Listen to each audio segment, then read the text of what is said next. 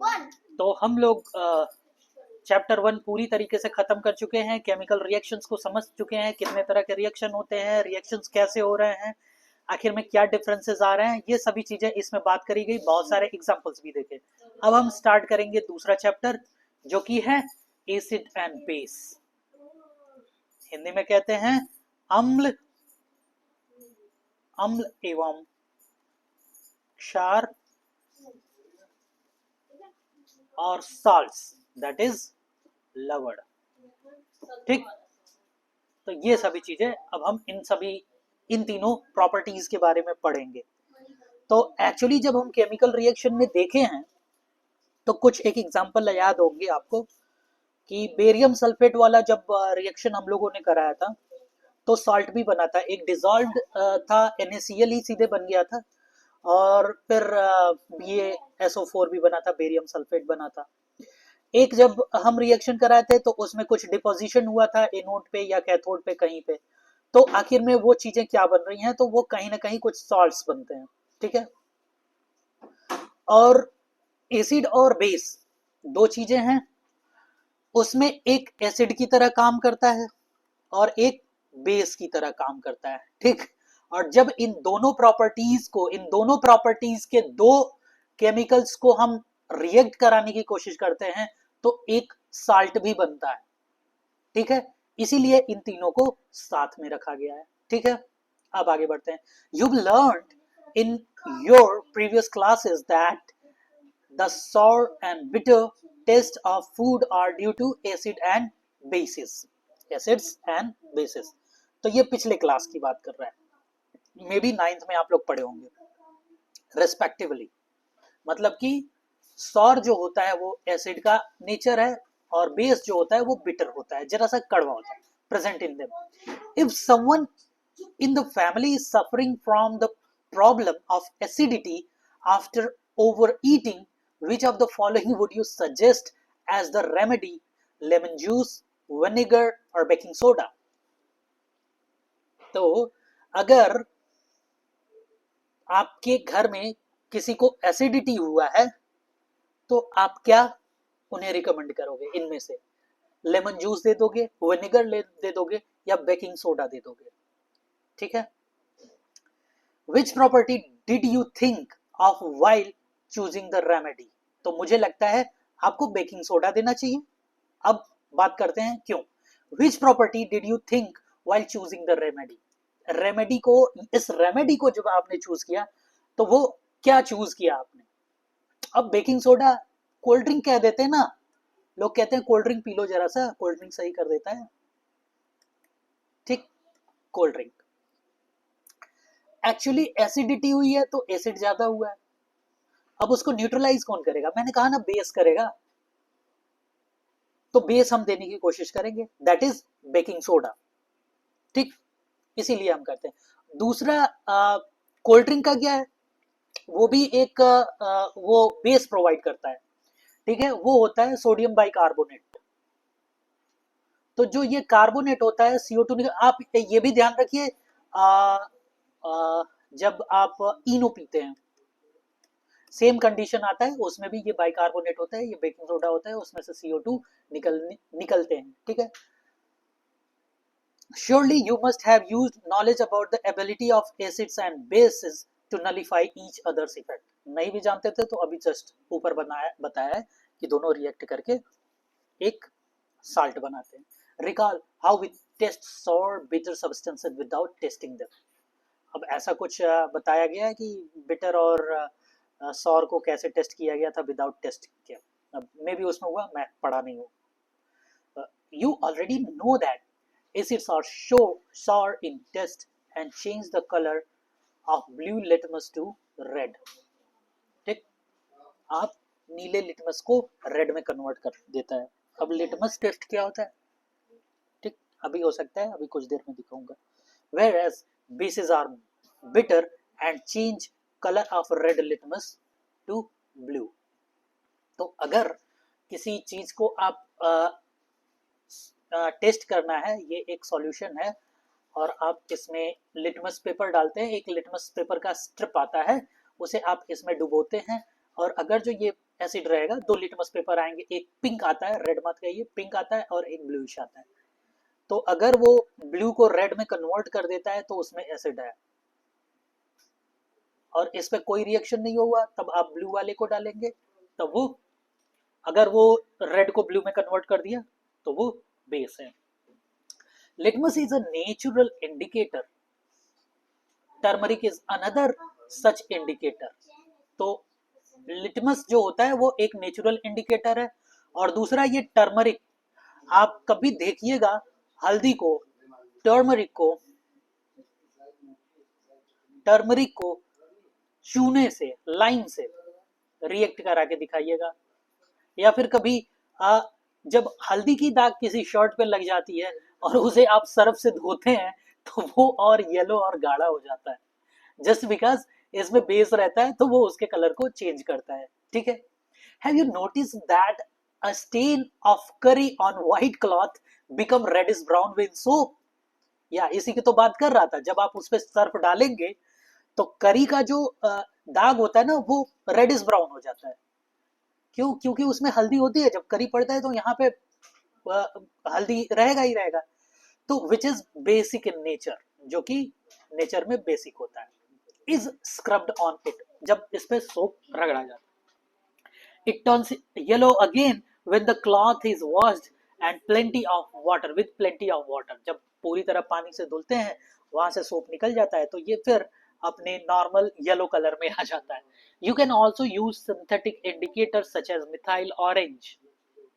तो कुछ synthetic indicators भी हम लोग यूज करेंगे जिसमें मिथाइल ऑरेंज होते हैं, फेनॉल्फथेलिन होता है, ठीक, to test the acid and base. तो एसिड और बेसिक नेचर वो करने के लिए हम फेनॉल्फथेलिन को भी, फेनॉल्फथेलिन और मिथाइल ऑरेंज को यूज कर सकते हैं, ठीक है। In this chapter, we will study the reaction of acid and bases, how acids and bases cancel out each other effects, and many more interesting things that we used and see in our day-to-day life. तो चलिए देखते हैं।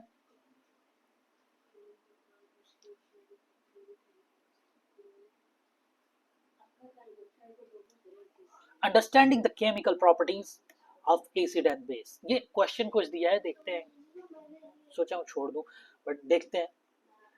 You have been provided with 3 test tubes. One of them contains distilled water and other 2 contains acidic solution and basic solution respectively. If you are given only red litmus paper, how will you identify that contents of each tube? ये तो common sense की बात है, इसे solve करिएगा। Understanding the chemical properties of acids and bases. Acid and bases in laboratory. अब activity की बात कर रहा है। Collect the following solutions from the science laboratory: hydrochloric acid लाइए, sulfuric acid, nitric acid, acetic acid, sodium hydroxide, calcium hydroxide and potassium hydroxide.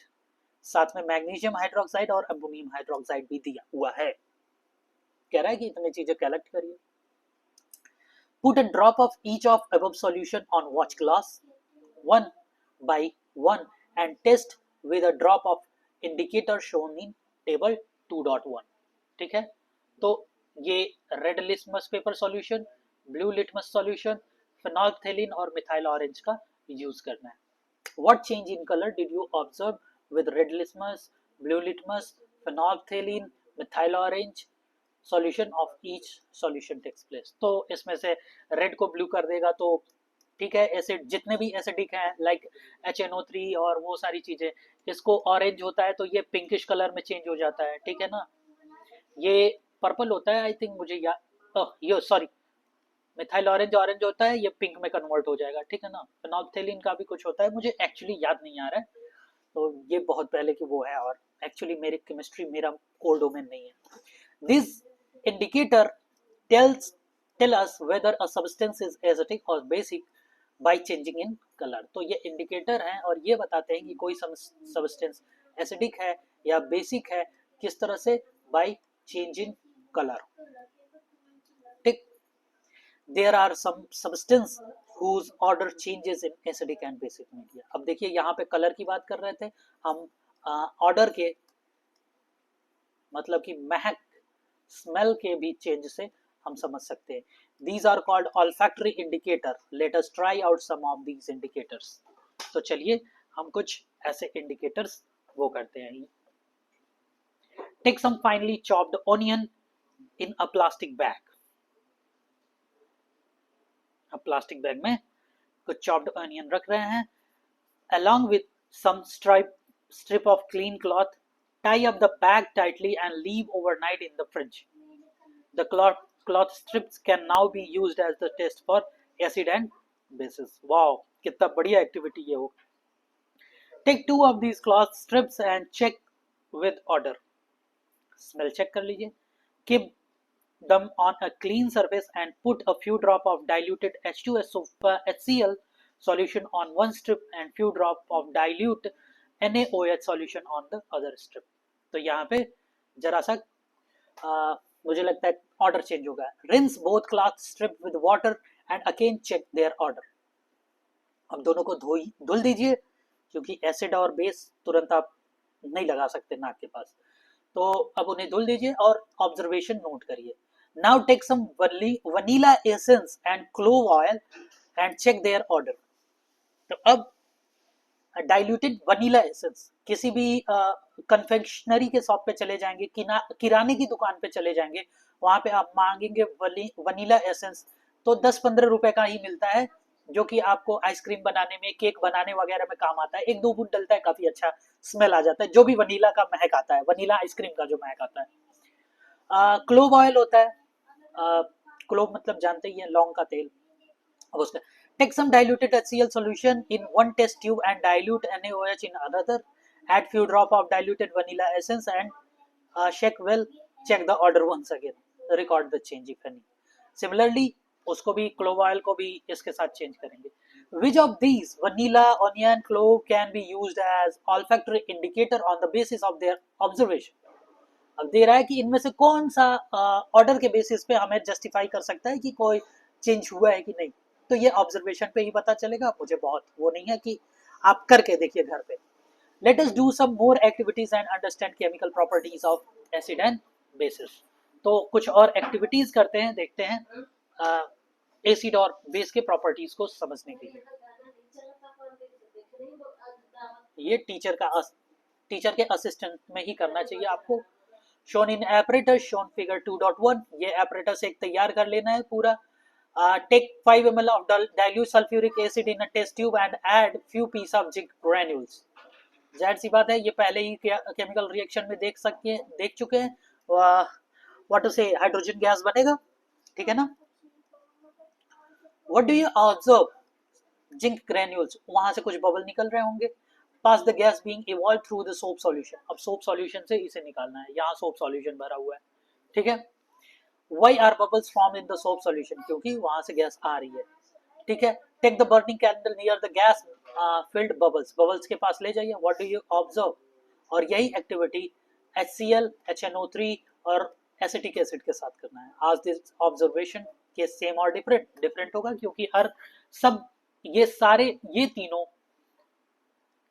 उतने ही तगड़े acid नहीं है जितने की H2SO4 है, या फिर दोनों में कोई डिफरेंस होगा।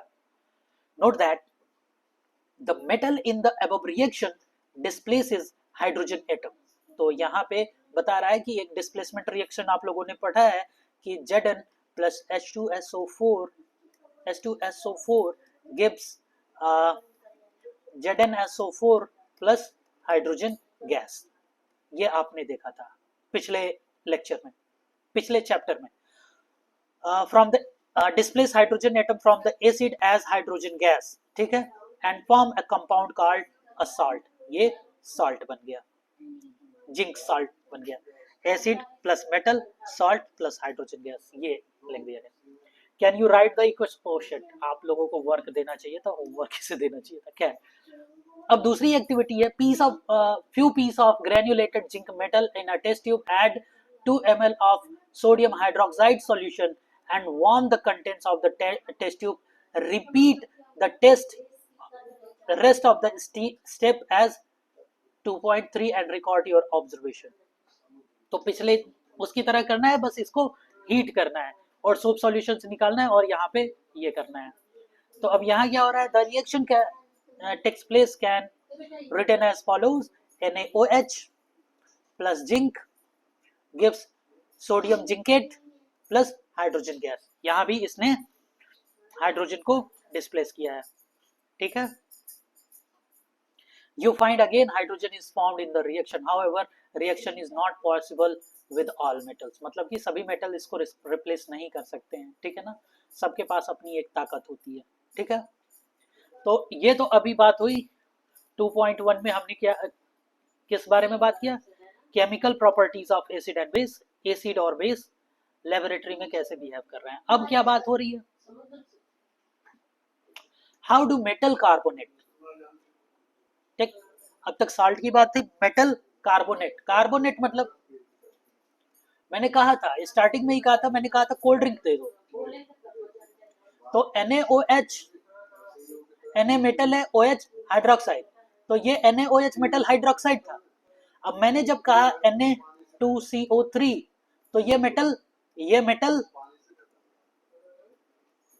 कार्बोनेट, ठीक। तो मेटल जब ये है तो आप इससे ना घबराइएगा कैसे जान गए कि सर की ये मेटल है वो मेटल ये वो मेटल नहीं है। तो ये धीरे धीरे आपको पीरियोडिक टेबल जब आप पढ़ोगे तो धीरे धीरे पता चलेगा, तो अभी बहुत घबराने की जरूरत नहीं। Okay, so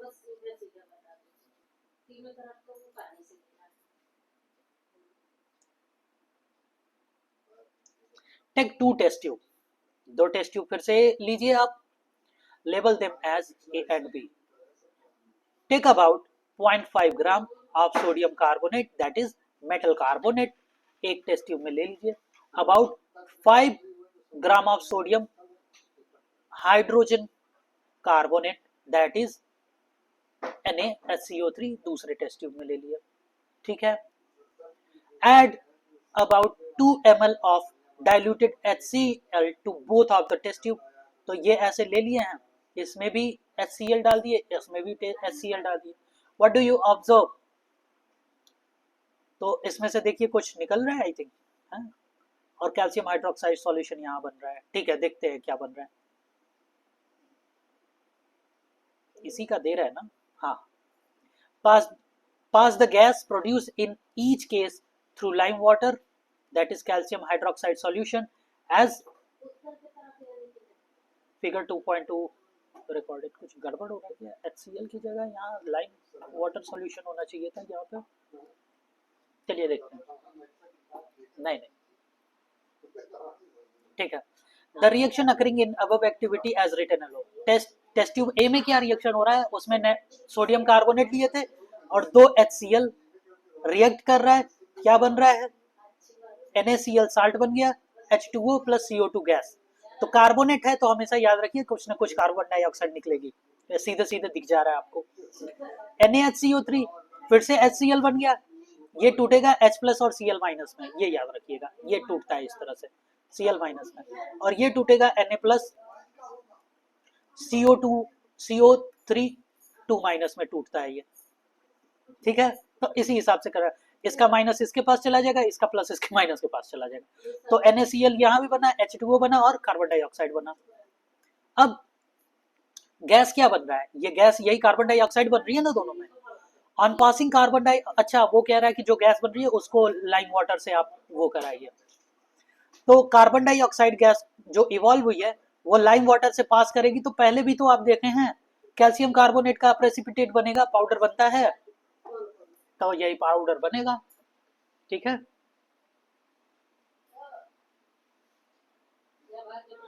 on passing excess carbon dioxide the following reaction takes place, मान लीजिए इसी में यहाँ पे देखिए ए है, एक रिएक्शन आप करा रहे हैं, ये एक रिएक्शन का सेटअप दिया हुआ है, दूसरा टेस्ट ट्यूब यहाँ रखेंगे, टेस्ट ट्यूब बी यहाँ फिर से रख के ये काम करेंगे, तो यहाँ मान लीजिए ये काम हो गया और ये CO2 उसके बाद भेजते जा रहे हैं, भेजते जा रहे हैं, भेजते जा रहे हैं, भेजते जा रहे हैं, तो उसके बाद क्या बनेगा, जब और ज्यादा भेजते जा रहे हैं तो उस समय ये बनेगा कैल्शियम हाइड्रोजन कार्बोनेट, ठीक है, जो कि वाटर में सॉल्युबल होता है, समझ में आया।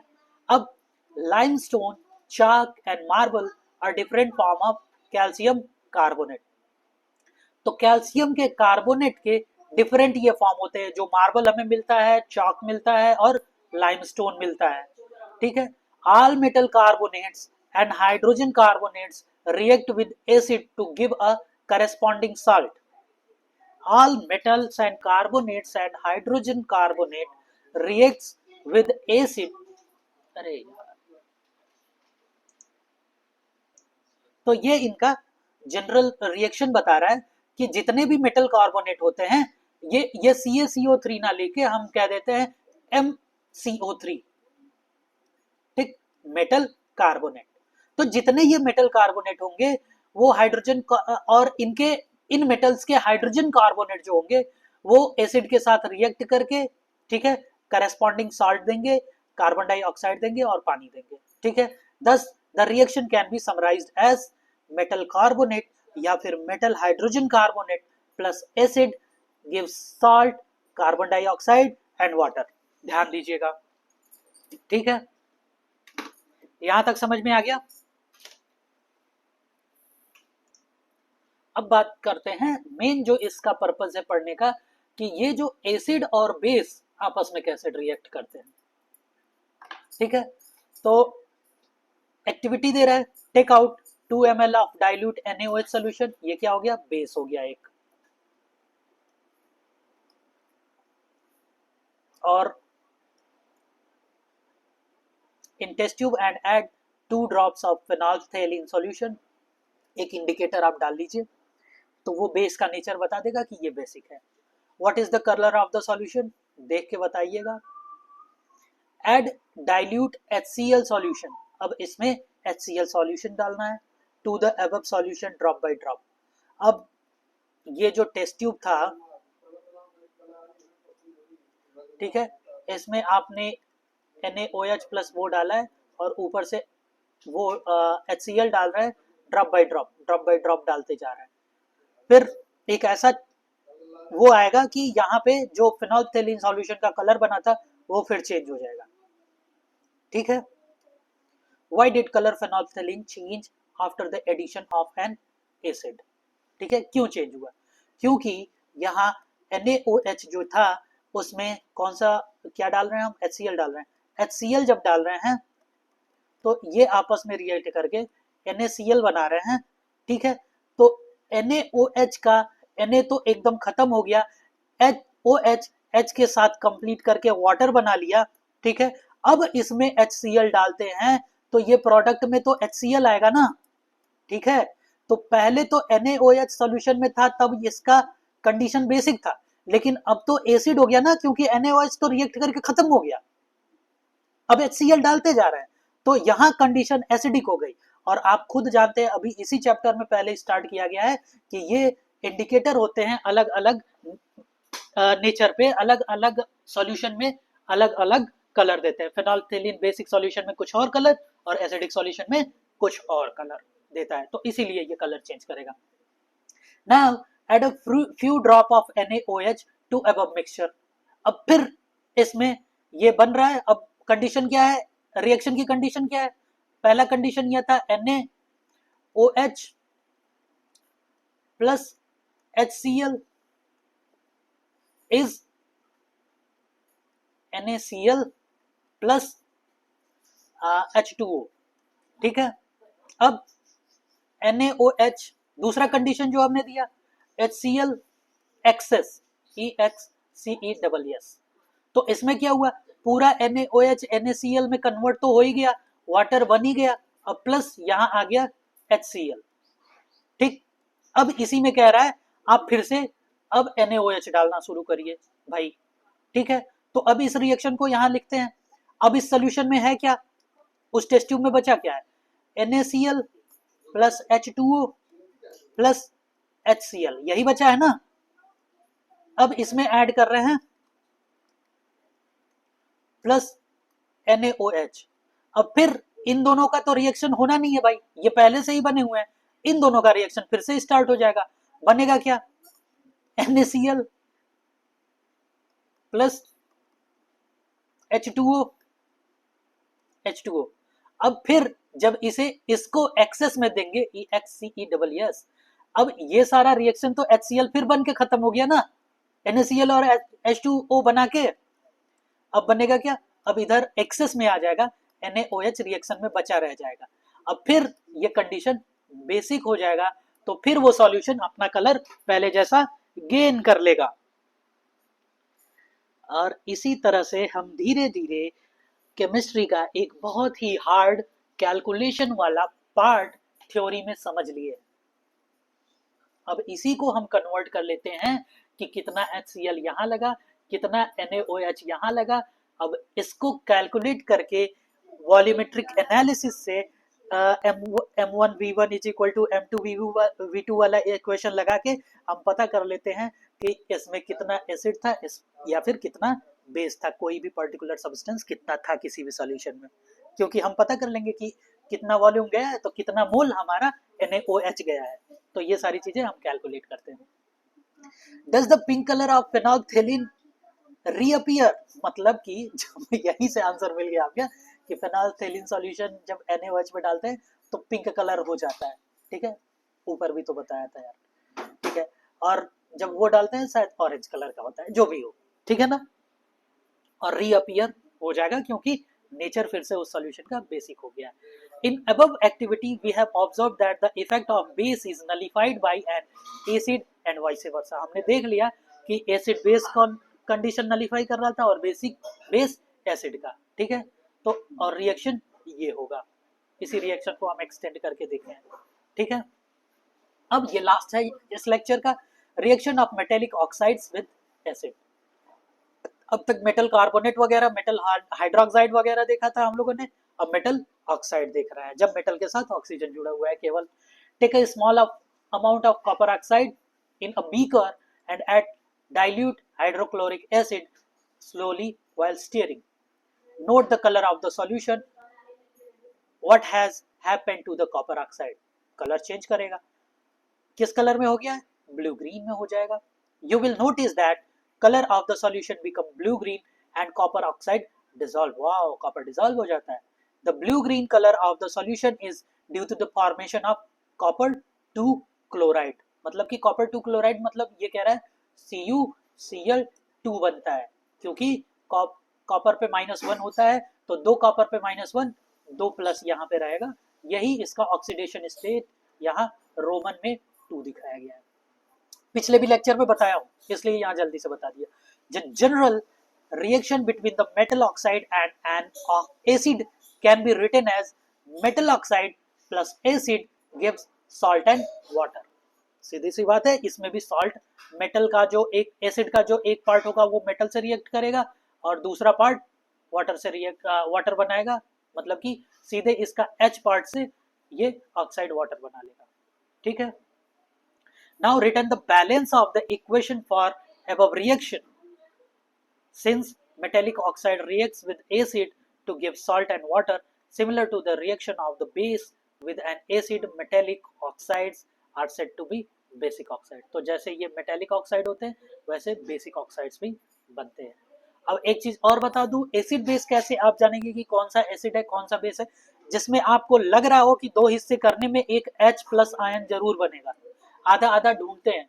देखिए कोई भी मॉलिक्यूल न्यूट्रल होता है, उसमें एक नेगेटिव पार्ट होता है एक पॉजिटिव पार्ट होता है, ये दोनों मिलके एक न्यूट्रल पार्ट बनाते हैं।